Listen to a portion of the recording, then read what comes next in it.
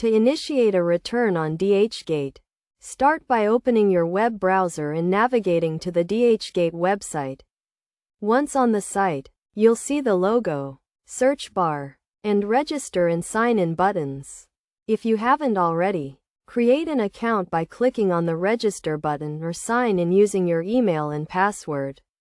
From there, you can view your recently viewed items, favorites, and shopping cart. To begin the return process, click on the arrow pointing to the right, which will lead you to the return and refund option.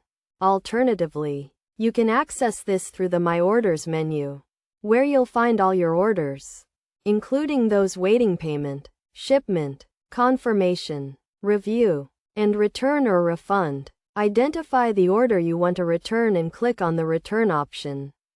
Then follow the prompts to complete the process.